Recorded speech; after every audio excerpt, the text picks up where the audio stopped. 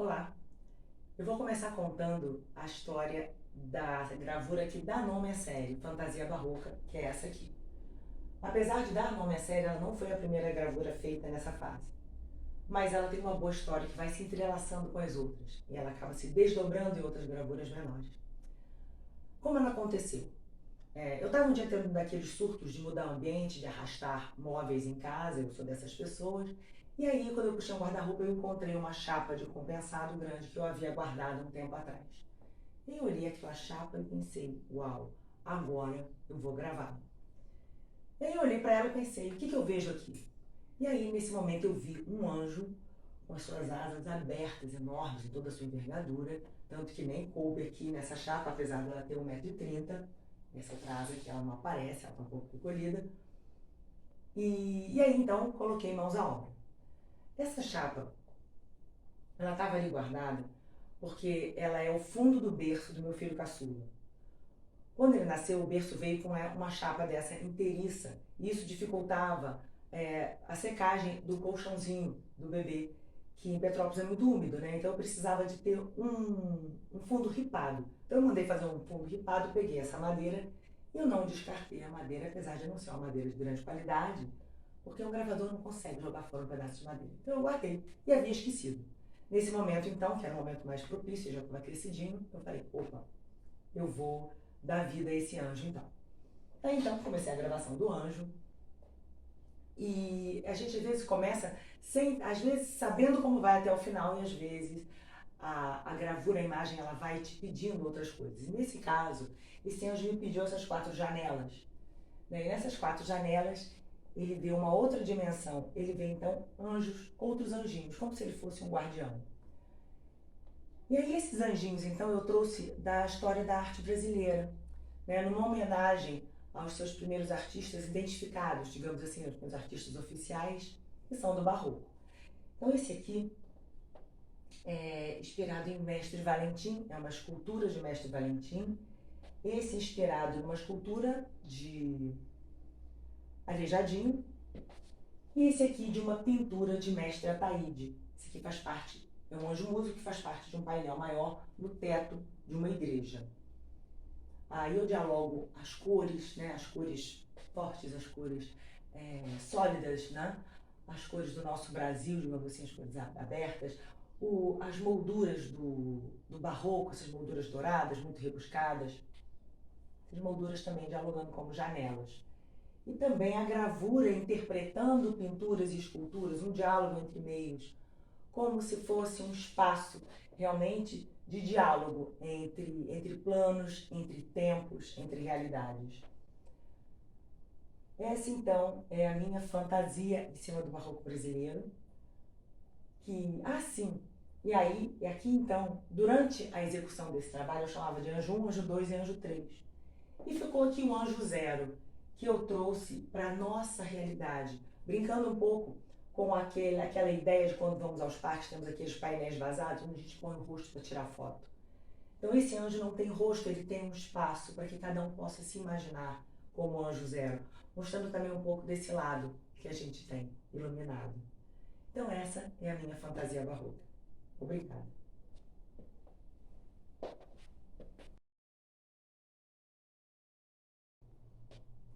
Olá, vou falar sobre a litogravura Um Anjo para Mestre Antônio, que tecnicamente foi a primeira gravura dessa série.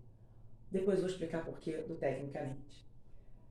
Mas na prática, essa gravura marcou a minha retomada com a gravura, com a litografia especificamente, depois de um período relativamente longo aí por motivos pessoais, familiares, logísticos. Aconteceu da seguinte forma: eu estava chegando na Escola de Belas Artes da UFRJ no dia da entrevista para o mestrado, que é a segunda etapa da prova. Eu cheguei lá pontualmente às 8 e aí eu descobri que o meu horário era às 11. Então eu teria aí 3 horas de espera. O melhor lugar para esperar essas 3 horas seria no ateliê de litografia. E foi para lá que eu fui. Chegando lá, conversando com o meu mestre, Kazuhira, ele que me conhece muito bem, perguntou: "Você está nervosa?" Aí eu falei: "Tô." Ele falou: "Quer desestressar? Quer uma pedra para desestressar?" E aí, peguei uma pedra, limpei, granitei, sensibilizei e preparei a pedra para receber um desenho. E naquele mesmo dia, eu desenhei um anjo para Mestre Antônio, que é esta gravura aqui. Ela é inspirada, certamente, nos meus estudos para fazer a prova de mestrado, né, nos estudos do Barroco brasileiro. Então, ela tem aqui aqueles anjinhos que aparecem só a cabeça e já as asinhas, né, bem levinho, com a cara bem de sapeca, muitas volutas, né, aquelas volutas que tem muito a ver com o barroco, e na verdade essas espirais têm muito a ver com o meu traço, com o meu desenho. Tem a concha, pérola, arabescos, né? E esse escuro, né, entre o escuro e a luz, essa dramaticidade bem relativa mesmo ao barroco. E o título é uma homenagem ao mestre Antônio, que é o Antônio Francisco Lisboa, o Aleijadinho. Eu apresento a vocês a história de um anjo para Mestre Antônio. Obrigada. Olá, hoje eu vou contar a história da litogravura Asas de Menino. Ela foi feita logo depois da litogravura Um Anjo para Mestre Antônio, e ela tem como principal referência o retrato do meu filho mais novo, na época com 4 ou 5 anos. E nesse retrato, nessa imagem, ele está olhando para o alto, ele está olhando para cima, um olhar sonhador, um olhar entusiasmado. E aí me veio a ideia de trazer essa questão do sonho da criança, da capacidade da criança de sonhar. Então seriam as asas do sonho. É nessa fase em que a gente sonha sem amarras, sem limitações, sem modéstia. A gente sonha livremente, a gente sonha colorido, a gente sonha grande. É aquela fase que a criança pensa: você é artista, você é advogado, você é engenheiro, você é jogador, você é aviador, e acaba sendo. Então, para isso, para essa criança chegar mais perto desse sonho, eu fiz a primeira asa, que é a asa colorida, que é a asa em que a gente faz o desenho, em que a gente projeta esse sonho, detalhe a detalhe, como se fosse uma estratégia para vê-lo realizado. E a asa de baixo é a asa da materialização desse sonho. E aí eu fiz por frotagem, pegando uma pena de verdade. Frotagem, a gente esfrega ela em cima de uma fina película de tinta oleosa e aí a gente carimba na pedra essas penas, mascarando com goma, onde não precisa ela aparecer inteira e, na verdade, construindo a imagem dessa pena, dessa asa, pena a pena. Então, essa é a ideia que eu quis dar. Desse sonho que se começa no plano da idealização e ele vai se concretizar no plano do real. Começa no desenho da pena e aí para se concretizar a pena e a asa e essa liberdade, essa realização verdadeira. Essa é a minha visão dessa imagem. Muito obrigada.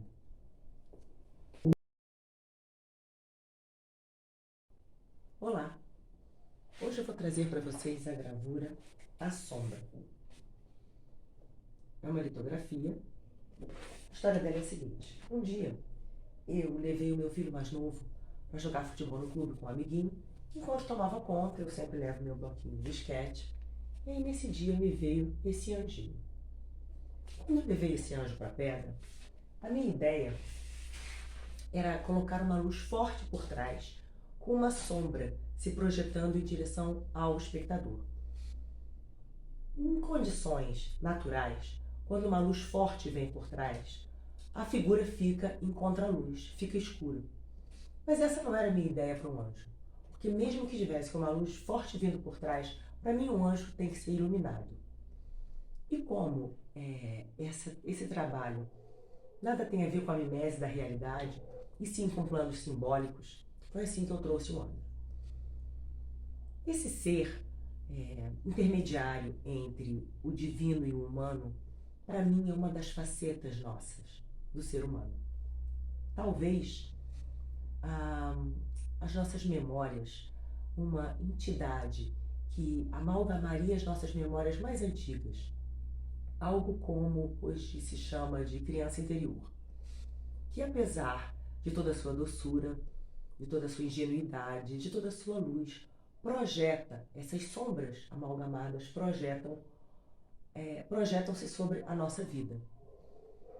E desse diálogo entre essas nossas facetas é que nós conseguimos então integrar essa sombra, transformá-la em luz. Dessa forma, como eu pensei, depois que essa sombra é integrada, esse símbolo desse despojamento de que não nos serve mais, essa pena colocada aqui em primeiro plano. Para mim, a pena é o que se despoja, o que se deixa ir, porque já há em nosso interior algo novo para nascer no lugar. Essa é a minha história da sombra. Olá! No vídeo anterior, eu havia contado que Um Anjo para Mestre Antônio havia sido tecnicamente a primeira gravura da série Fantasia Barroca e que eu ia explicar depois o porquê do tecnicamente. Pois bem, quando eu estava me preparando para concorrer a um edital junto com o coletivo, eu precisava então escrever sobre o conjunto de gravura que eu ia expor, então me debrucei sobre as gravuras mais recentes e fui analisar. Coloquei elas em ordem cronológica e então O Anjo por Mestre Antônio foi a primeira, era de 2014. Percebi também ali que quando não anjos, asas, quando não asas, penas, que aquela era o que estava me movendo a minha criação naquele momento. Concluído assim, fiz o texto, concorremos ao edital, vencemos e foi feita uma exposição no final de 2019 aqui em Petrópolis. Mas o que eu não havia percebido na época é que quando eu ordenei racionalmente por data, eu me esqueci que essa gravura aqui foi gravada em 2010 e não foi impressa, que foi o ano do nascimento do meu filho. E eu gravei um anjo, imaginando como seria o seu anjo da guarda. E porque eu estava com um filho pequeno, eu acabei não imprimindo na época, eu só fui imprimir em 2017. Então, tecnicamente, 2014 foi o ano de Um Anjo para Mestre Antônio. Essa foi impressa em 2017, mas essa gravura foi a primeira dessa série, então, que foi gravada em 2010. O interessante disso foi perceber que os anjos já esvoaçavam a minha criação antes dos estudos para o Barroco, que eu havia contado para vocês, e que uma série ela se forma de um jeito assim muito inconsciente, de uma forma muito espontânea, e que às vezes só depois a gente vai conseguir perceber os fios daquela narrativa, daquele tecido, digamos assim, que se forma uma série artística, uma criação. Obrigada.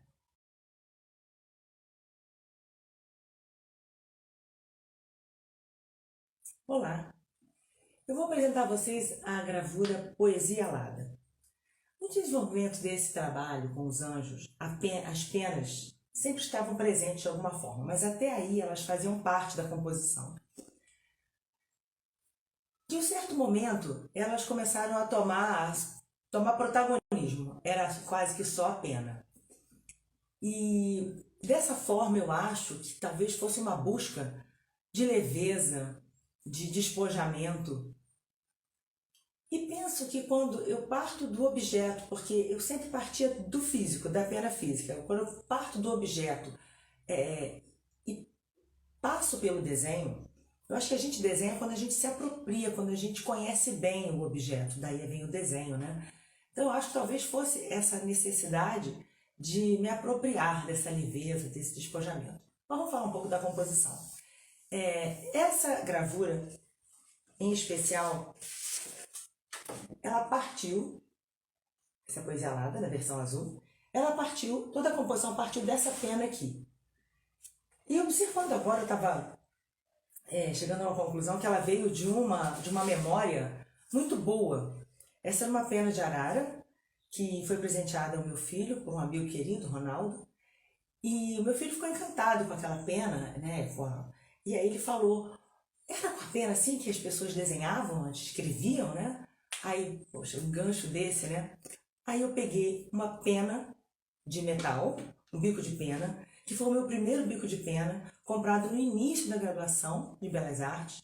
E aí colei naquela pena linda, e aí dei a ele e mostrei para ele com nanquim como se escrevia com aquela pena, como se desenhava. As memórias elas vão se conectando, né? Talvez seja mesmo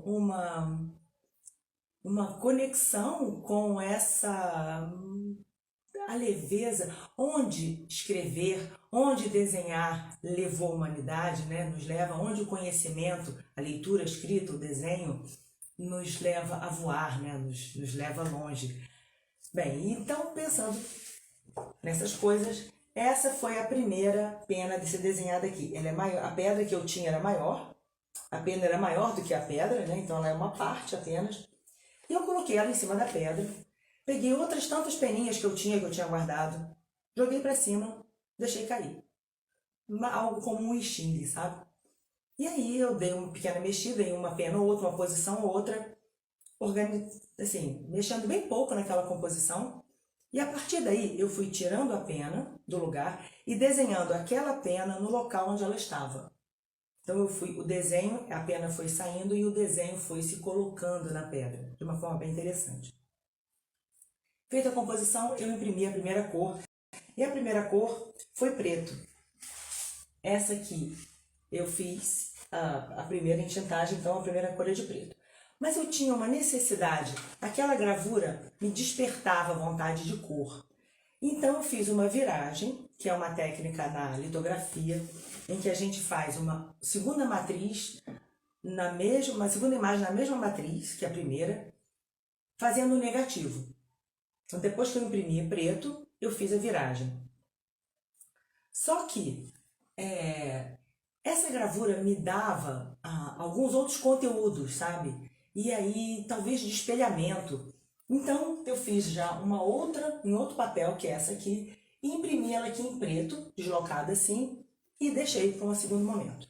Feita a viragem, eu imprimi em azul, 3 cópias apenas, imprimi em laranja, mais 3 cópias.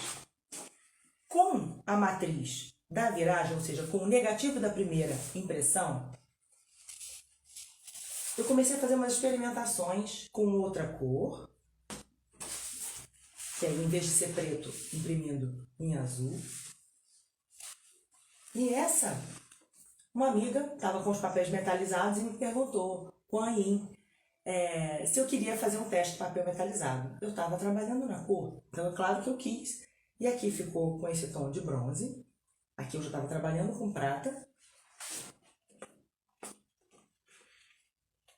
No cobre. E com fundo preto. Com essa segunda matriz de cor, eu virei esse papel de cabeça para baixo e bati o inverso, o negativo dessa imagem aqui embaixo, na cor prata. Aquela vontade, né, de espelhamento, aqui ela é ambígua, porque ela dá uma sensação de espelhamento, mas na verdade não é espelhado, tá? É de cabeça para baixo.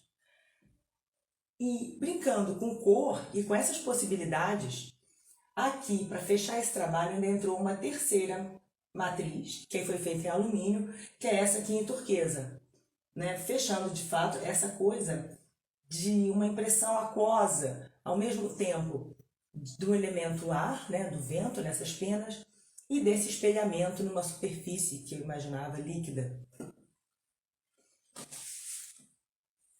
Então, com uma matriz, foram elaborados 3 trabalhos diversos. Assim, e essa matriz, depois que terminou esse trabalho, eu fiz um apagamento dessa área aqui e bati essa imagem nessas aqui, com uma segunda cor. Essa tá de cabeça para baixo, me perdoa. Fiz essa aqui com a segunda cor.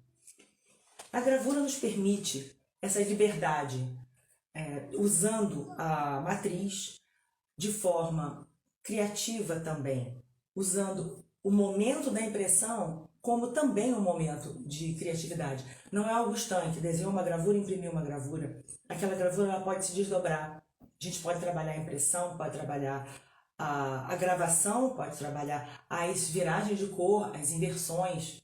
os negativos, ou seja, tem todo um repertório aí plástico que a gente pode, e gráfico que a gente pode trabalhar com a gravura. Esse conjunto, mesmo não sendo igual, né? Aqui está a poesia alada laranja e azul. Essas outras variações que eu fiz com a imagem invertida, nomeei também poesia alada. Mas essa aqui ficou despojar-se. Eu acho que quando eu realmente consegui fechar a ideia de despojamento, de libertação, de voo que a pena me trazia. Essa é a história de poesia alada. Muito obrigada.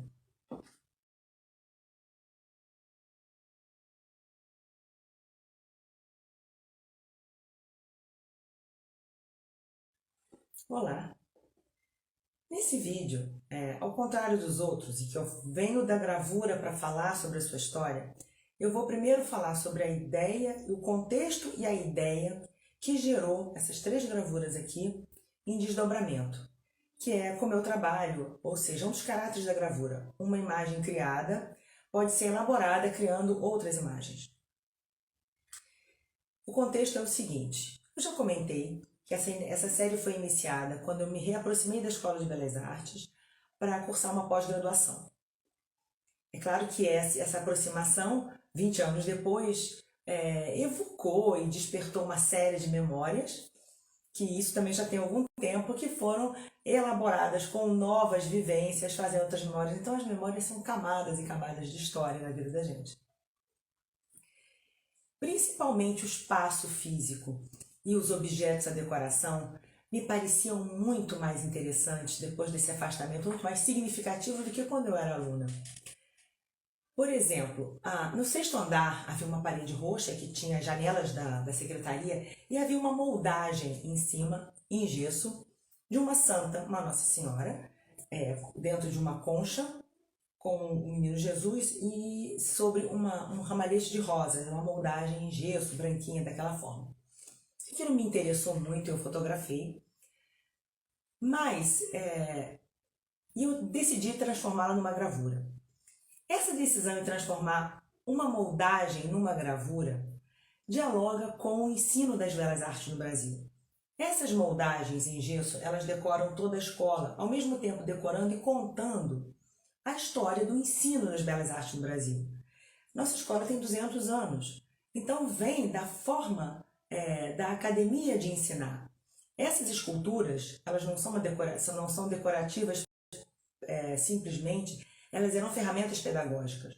Os alunos aprendiam desenhando essas moldagens, que tradicionalmente eram esculturas, cópias greco-romanas, ou seja, daquela perfeição clássica, e os alunos treinavam desenhando. Então, eu estou desenhando, de certa forma, uma moldagem, resgatando, dialogando com esse ensino das artes. Mas eu escolhi uma moldagem barroca, né? Diferente do tradicionalmente usado, que eram as cópias romanas. Essa moldagem barroca está ali porque também tem aí um viés da história da arte do Brasil. O barroco brasileiro foi resgatado pelos modernistas. Então há aí uma intromissão, né? uma mestiçagem aí no ensino da academia com essa introdução do barroco.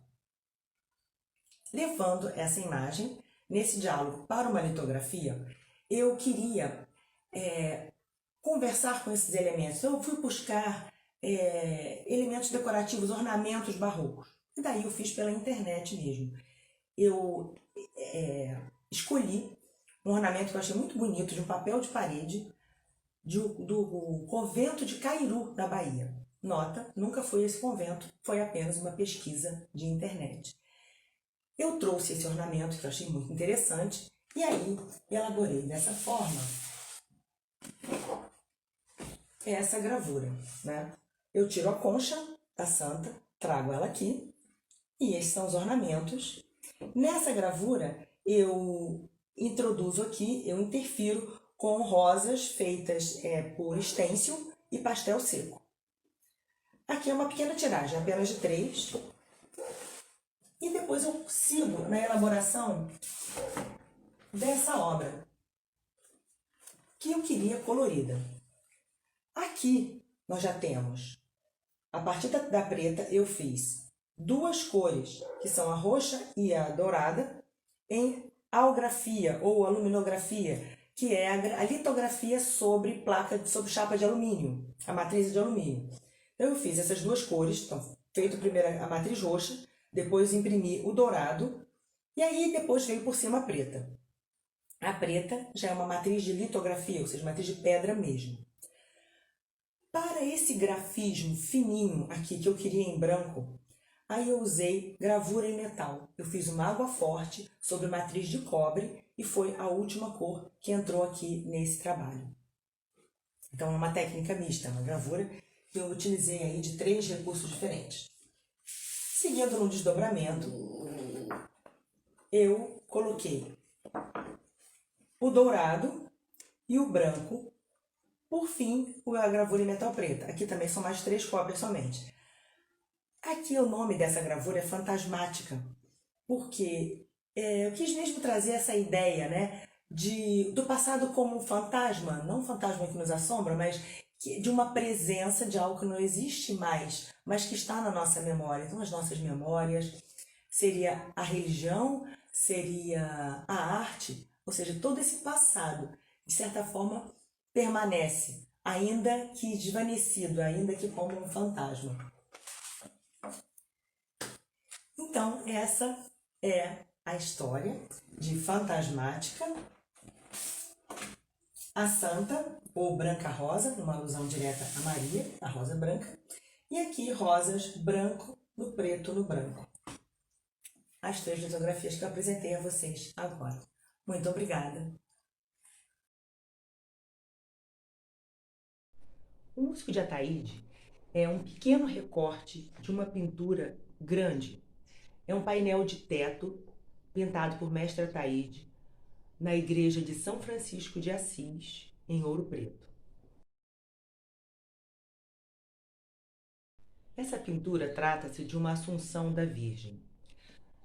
A Nossa Senhora da Conceição sobe aos céus em meio a uma revoada de anjos de todas as idades e cores, bem brasileiros. Conta-se que Mestre Ataíde se inspirou na sua esposa para pintar essa Nossa Senhora mulata de beleza muito doce. A maneira com que eu destaquei esse anjo de uma imagem maior dá a impressão de um enquadramento de uma janela, né? Que ele tenha sido destacado através de uma janela. E acho que essa ideia da janela que fez com que esse anjo fosse parar numa outra obra, que eu já falei, inclusive, que foi Fantasia Barroca.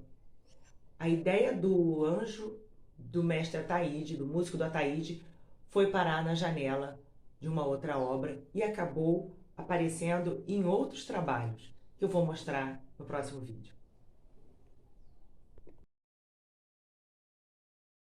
Para criar essa gravura, eu parti da sensação de leveza e centramento que esse anjo me transmite, para falar sobre a música, essa expressão humana tão universal, que tem a capacidade de nos transportar, de nos evocar memórias de forma instantânea, de transformar estados de espírito. Sempre que eu penso em música, eu sinto cores.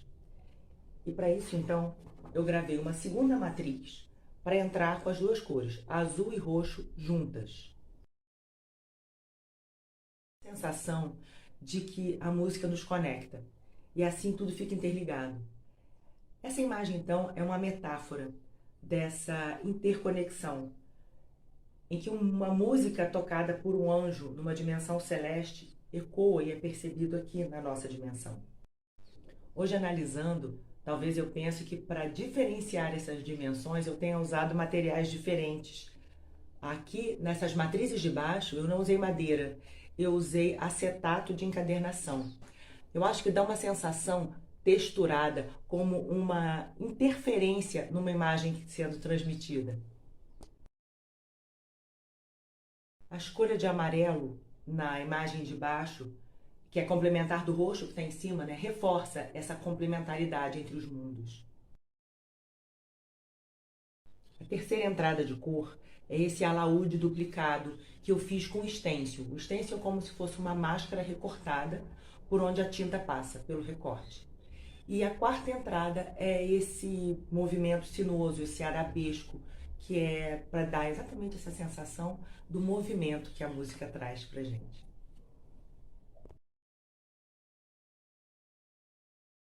Olá!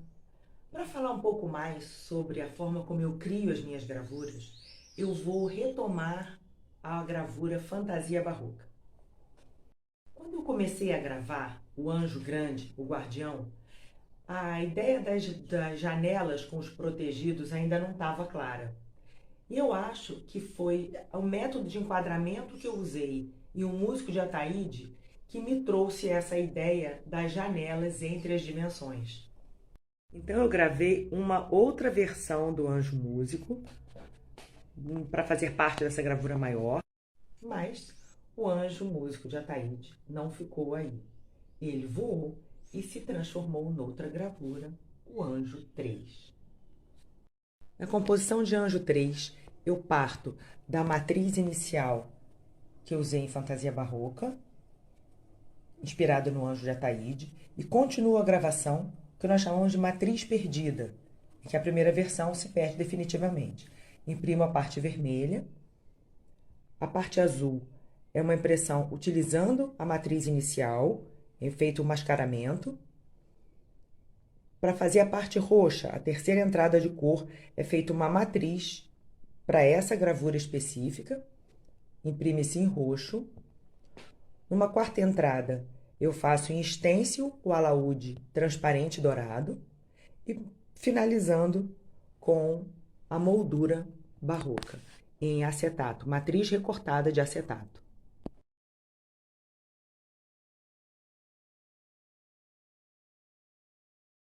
Olá!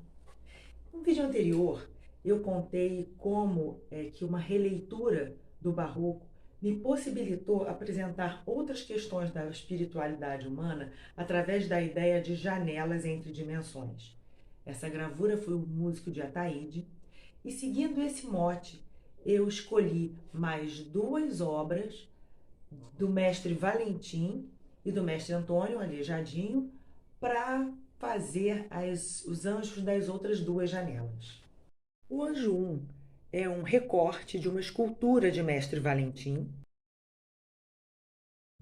e eu o coloquei apoiado numa janela balcão, olhando para fora. Anjos 2 já é uma releitura de uma escultura de mestre Antônio, de Aleijadinho,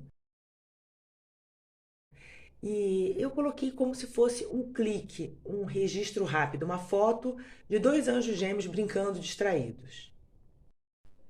Assim como o Anjo Músico de Mestre Ataíde, esse trio também voou de Fantasia Barroca e se apresentou individualmente.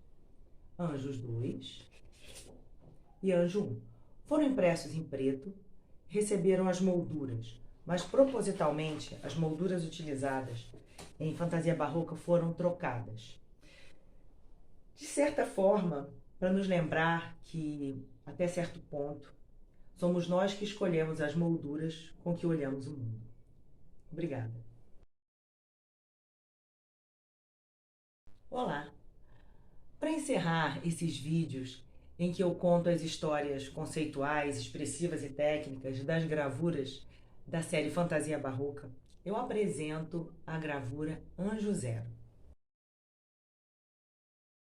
Assim como os anjinhos 1, 2 e 3,